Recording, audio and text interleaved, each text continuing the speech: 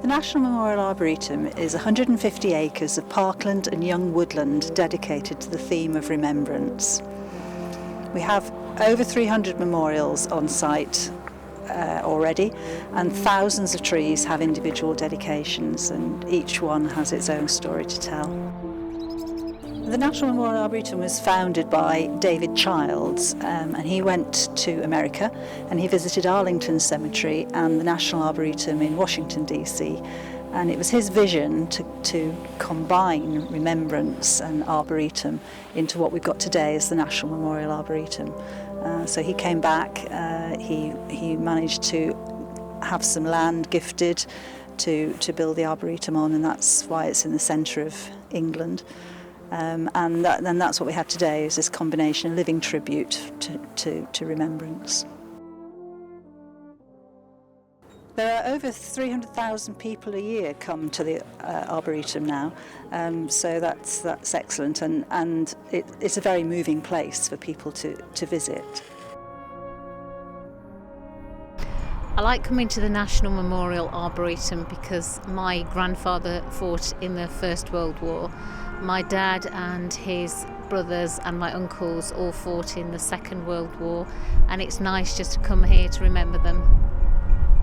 My favourite memorial is the Navy one, I think. I think it just looks spectacular when the sun's out. The colours and obviously the symbolism of the boat with the shade. I think it's really good. 75% of the memorials are military and 25% are others. So, for example, road peace, there's a wood dedicated to road peace, so that families who've lost someone in a road traffic accident can ask for a tree to be dedicated in that wood. We have a garden of innocence, which is to remember children who've suffered in times of terrorism and conflict, like the Beslan siege and Dunblane in Scotland.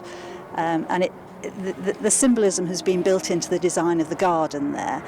All the plants are white when they flower, and the flower beds are made to be jigsaw puzzle pieces, but the pieces don't fit together, which is in recognition of the shattered lives that these children have had.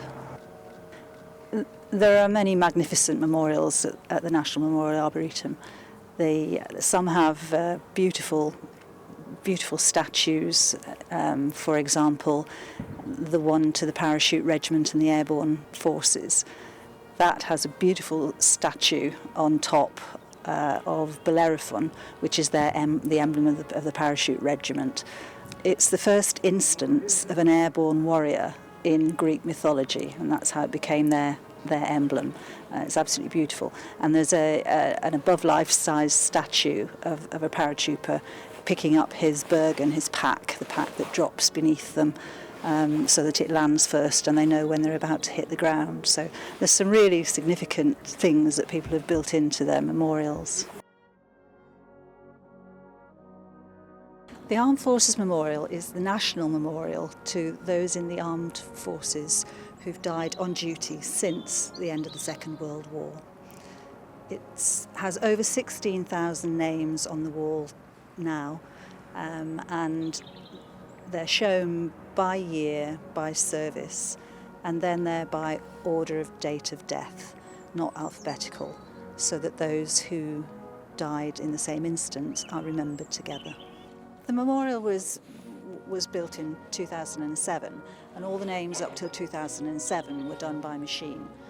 But since then, now that the memorial is fully erected, each year a stonemason comes and he carves the names for the previous year onto the appropriate place in the wall, and then a month or two later there'll be a service up here that's for the families to dedicate those new names. The statues, there are two marvellous statues which were done by Ian Rank Broadley. One statue, one group of figures represents the family. It's got the body of a dead or dying serviceman being carried along, and it shows the anguish of the family because the families suffer so much as a result of conflict and war. The statue on the other side shows the scene of a body being wrapped in a tarpaulin for burial in the days before we used to repatriate the bodies. There's a figure that is showing, symbolising the name being written on the wall, being etched onto the wall. And on the other side there's someone who is pointing through a slit which has a line of light that on the 11th of November, at 11 o'clock each year, if the sun's shining, then there will be a line of light coming through the open doorway that the figure's pointing through, and it will go right through the central wreath. The Shot at Dawn statue, developed by Andy de Comyn, remembers the 306 men who were killed, executed in the First World War for cowardice or for military offences, who were subsequently pardoned in this century, and it's taken a long campaign to get that pardon. The statue itself in the centre is designed based on Private Herbert Burden, who was executed at 17 for desertion, and he lied about his age, so he was 16 when he joined the Northumberland Fusiliers, and when he was executed he still wasn't actually old enough to have officially joined the regiment that he was in. Around his neck you'll see a medallion, and that's what the 6 firing squad members aimed at, so that no one would know who'd actually fired the fatal shot. And his hands are tied behind as though they're around the post that they were tied to, and they were blindfolded.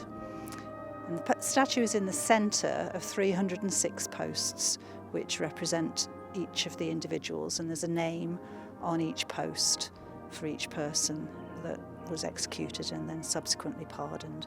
And you'll see if you look at them, they've got the ages where they're known, and they were young, mainly young people when they died. Some say age unknown because many did lie about their ages.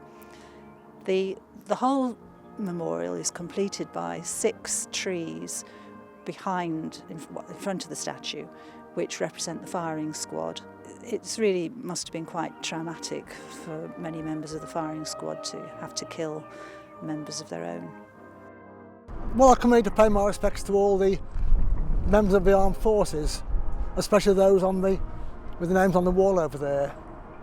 And also, of course, to all the other people who've given their lives for us, whose memorials will find scattered around the site. I volunteer at the National Arboretum because it's so rewarding to help the visitors to get the most out of their visit to the site.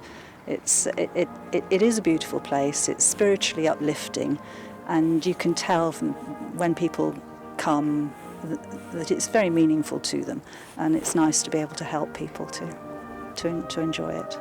People should come here to pay homage to all the people who've given their lives for us in the past in various ways, like you've got the firemen, lifeboatmen, soldiers, sailors, airmen, and you should come to show your respect for them and show you remember them. Their dying wasn't in vain.